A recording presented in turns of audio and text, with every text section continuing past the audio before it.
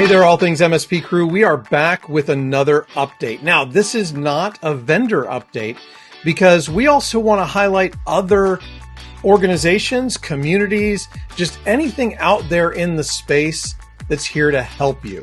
And so if you're somebody who runs a community or an association or anything like that that's not a traditional vendor, we want to hear from you as well, and we want to introduce you to the All Things MSP audience.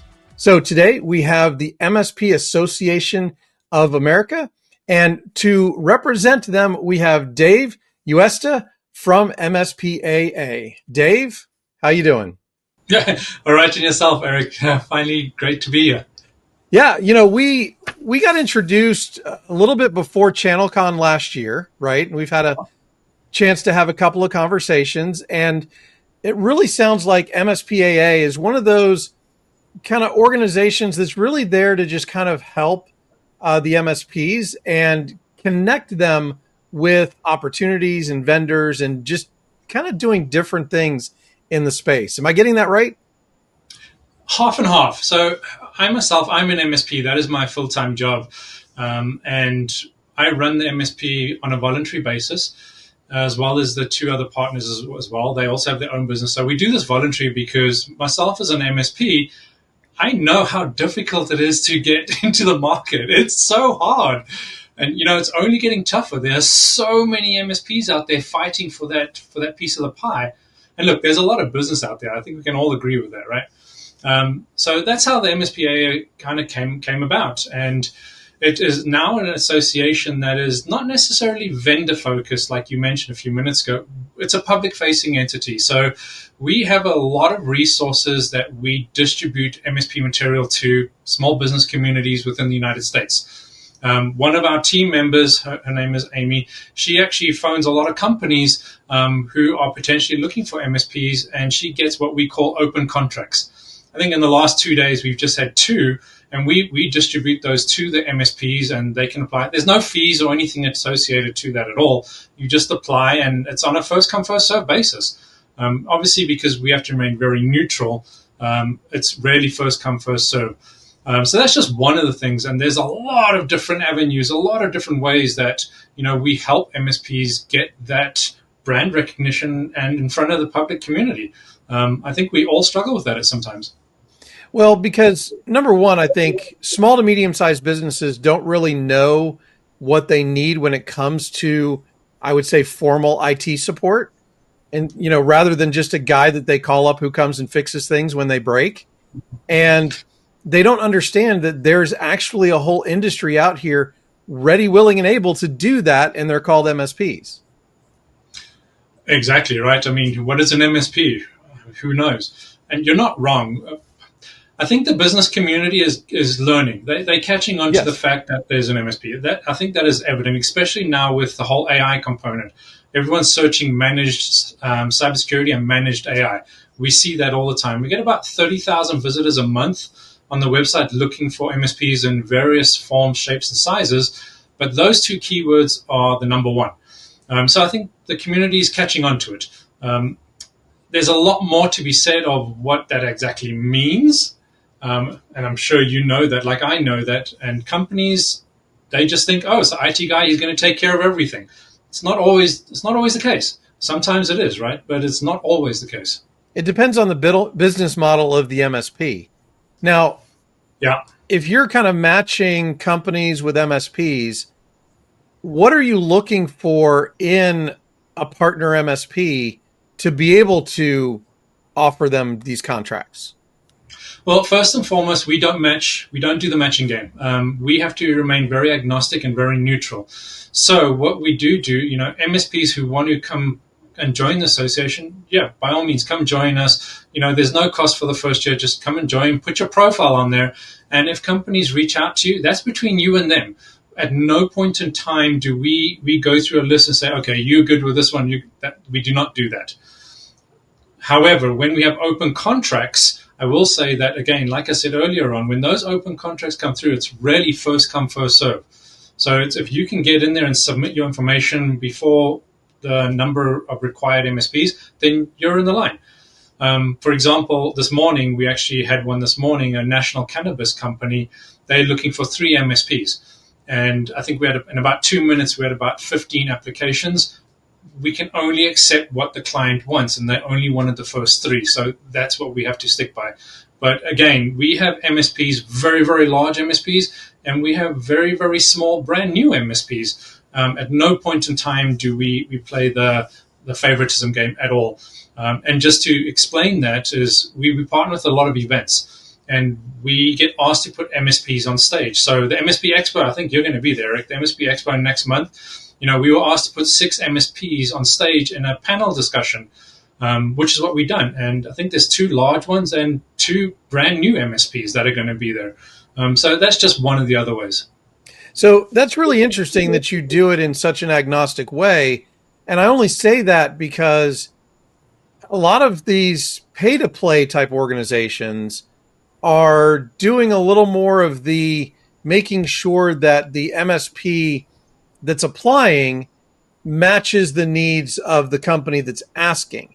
And in your case, you're just taking an application in from a company that needs an MSP and then somehow announcing it to your membership, and then it's on a first come, first served basis. Yeah, exactly that. So we do have an orientation because there's a lot of questions that come out of these things, right? So we have an orientation where the MSPs can join our virtual environment, and they can just shoot whatever the questions they have. If we have the questions, we'll answer them. If we don't, we'll go back to the client and ask those questions. And then let's just say it's the first 3 that apply, right? And they get submitted in. And what we do is we take those MSPs, we do live interviews, just like what you and I are doing now, but we do it live. And then we do another meeting with them. We do a 1-hour meeting where we actually compile a full executive summary. So we spend the time with these MSPs. And what we do then is we put that into a executive report. We send it to the MSP for their own records. And then that's what we give to the client. And the client has not only a video representation of who this MSP is, but a full executive summary of what they do.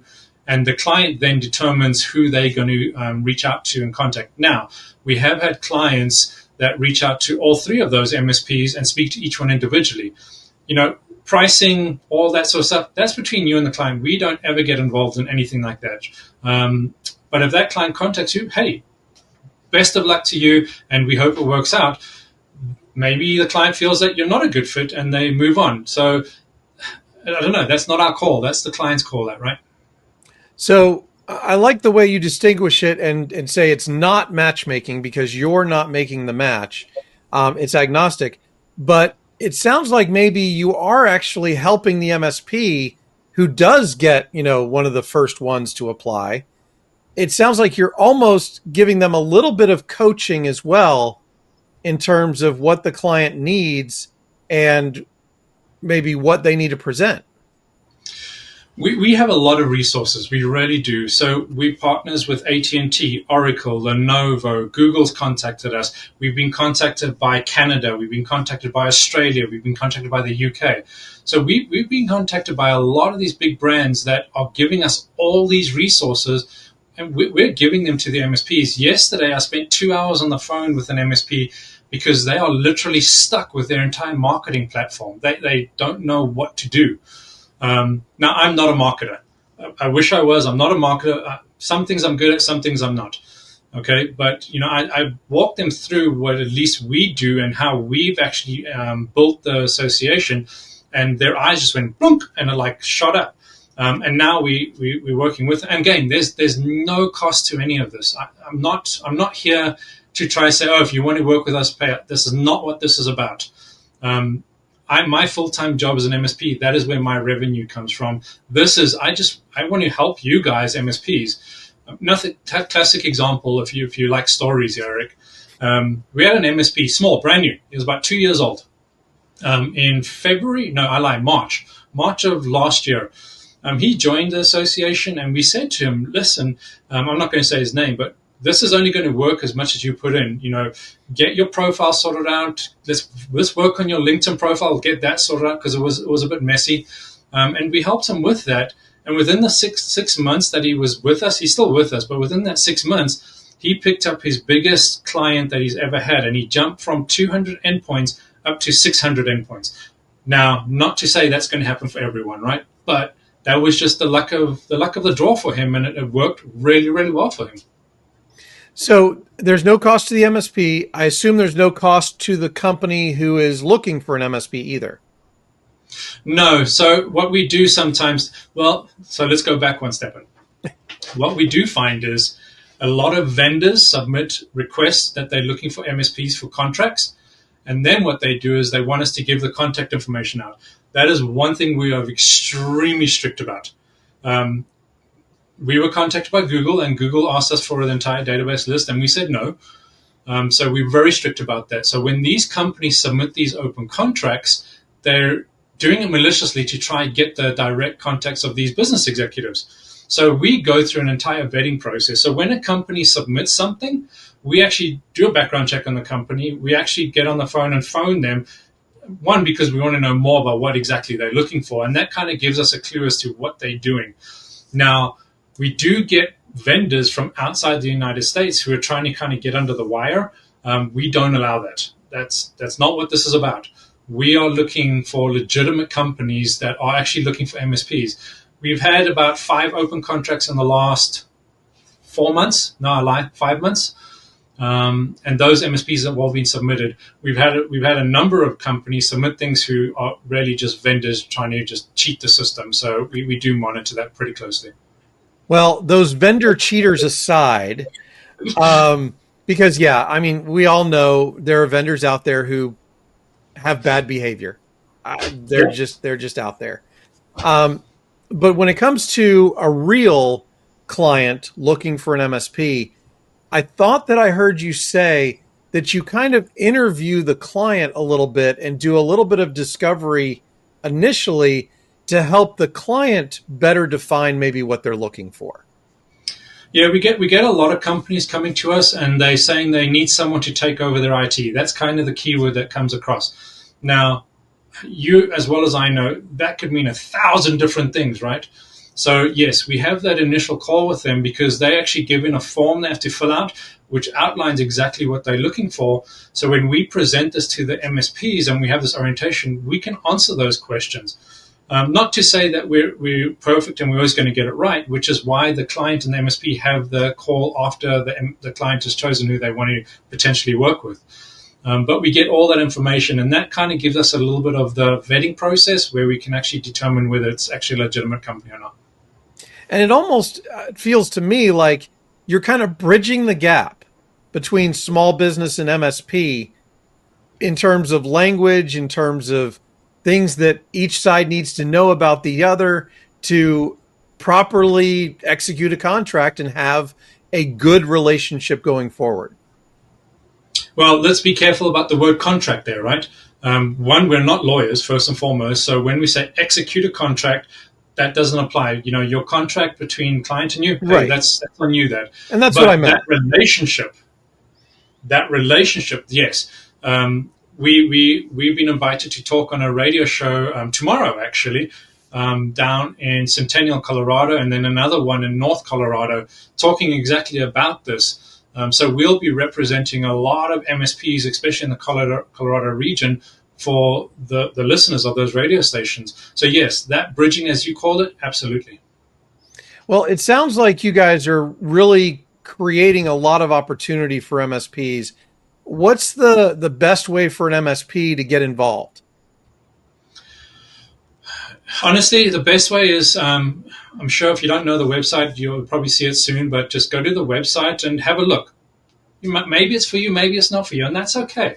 You know, maybe you don't like me as a guy. That's also okay. That's not a problem. It happens, right? But our team, so there's the 3 principals, myself, Charlene, who's our CMO, and Adam, who is our Chief Experience Officer. Then we have Amanda, who is our membership advocate. She's probably calling a bunch of you MSPs right now. And then Amy, who is our SMB acquisition specialist. So the whole team here is built to support the MSPs and encourage you. So if you're interested, just go and have a look at the website.